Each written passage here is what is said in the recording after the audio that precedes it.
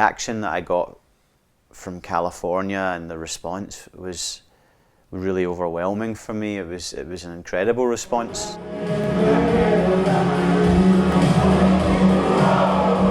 It was something that I've never ever experienced before in my life, and immediately, you know, I had that feeling of like, wow, this is really great, you know, this is wonderful, and I had this feeling of accomplishment. And then almost immediately afterwards, I felt terrified. I felt really overwhelmed. I felt under pressure to follow it up with something that was as good. And you know, when you have those kind of things weighing on you, you tend to let insecurities creep in. You know, you have these little voices that say, you know, what if you're never going to write anything as good as that, and that was it? You know, what are you going to write about now? And I think, you know, I was thinking, if California was all about, you know, heartache and love songs about my life, and yet in my real life, you know, at this point I had met someone and I had got married, so I was happy. And you know, it's not that I prescribe suffering as a means for you to sort of write about stuff. There's also that other side of it, I think, as well, where I think it's easy to creep into like, just do more of the same. And it's like, that's not how I work. You know, Michael Oakley is my story. It's all songs that are true stories about my life. I thought about, you know, the other side of the flip side, I guess, of California, which was, you know, at that same time, there was a lot of other stuff going on.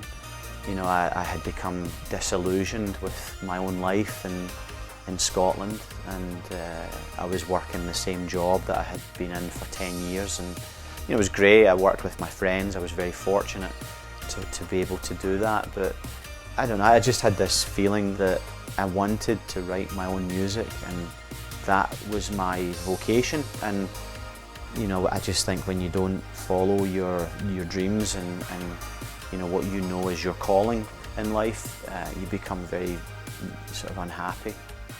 Introspect it's all about me being sort of disillusioned with life in Scotland, and you know, some of my experiences in Scotland, and it's all about the transition of me kind of leaving that life behind and you know, moving to be with my wife over here.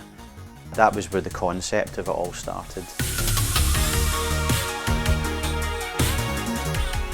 Control is about not listening to your intuition. It's about knowing that you have a path in life and you're not following it, and it's about the pitfalls of what happens to you emotionally and in your life when you're not listening to that voice.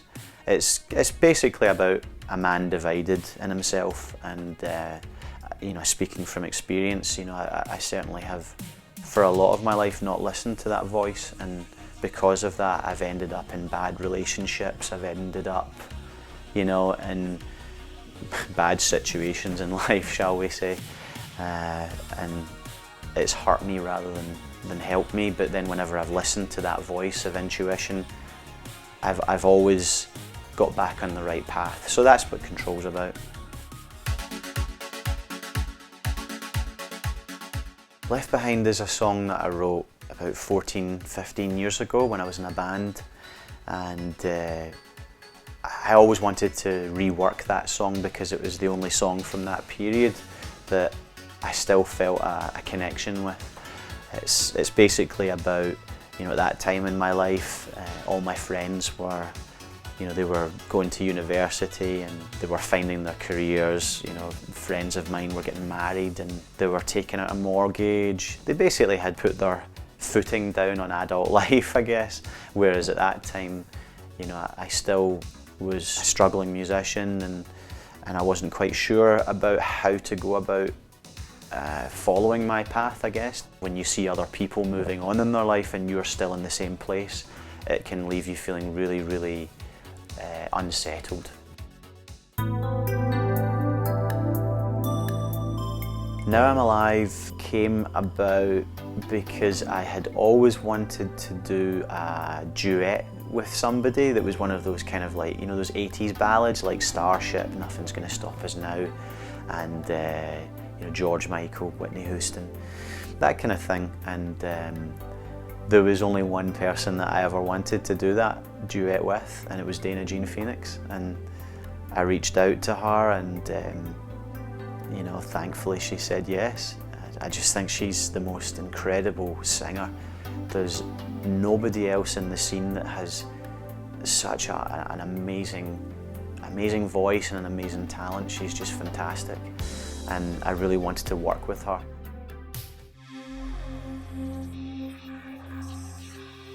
Rain is all about my life in Glasgow and just how I became unhappy with that and disillusioned with it, and how I felt like I was living a life that I no longer wanted to live, and I had seen a life that I could have, you know, after going to Los Angeles and working with wonderful people and having the incredible reaction that I got to California, as well as meeting my wonderful wife, and there was a pull for me at this point where I was being pulled towards this new life, and yet I felt trapped.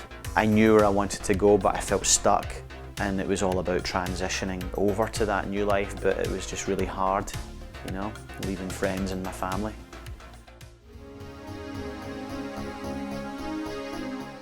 Crystal Ships is about my best friend that died when he was 15 years old, and we were both at high school together. And when that happened, you know, that changed me. I didn't have the emotional capacity to be able to deal with that.